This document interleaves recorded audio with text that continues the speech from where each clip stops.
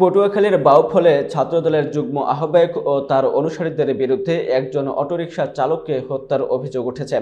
২৭শে জানুয়ারি সোমবার সন্ধ্যা আনুমানিক ৫:৩০টার দিকে উপজেলার কনকদিয়া ইউনিয়নের আমিরাবাদ বাজারে এ ঘটনাটি ঘটেছে।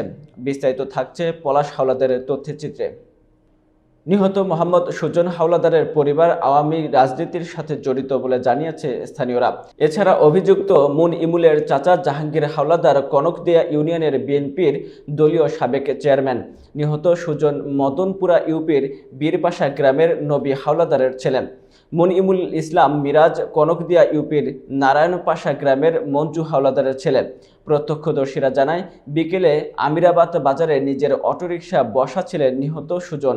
হঠাৎ উপজেলা ছাত্রদলের যুগ্ম আহ্বায়ক মুনইমুল ইসলাম মিরাজ ও তার ছোট ভাই মোরসালিন ইসলাম সহ ৮ থেকে ১০ জন ব্যক্তি সুজনকে এলোপাতাড়ি কুপিয়ে জখম করে। পরে স্থানীয়রা উদ্ধার করে উপজেলা স্বাস্থ্য কমপ্লেক্সে নিয়ে গেলে কর্তব্যরত চিকিৎসক তাকে মৃত ঘোষণা করে।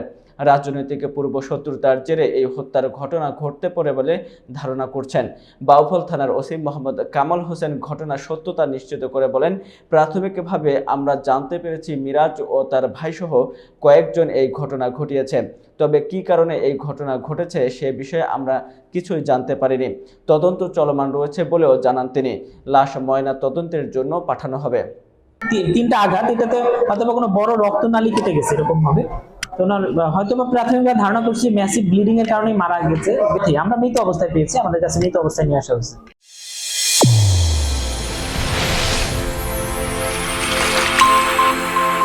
চ্যানেল A1 হৃদয় রেসপন্স।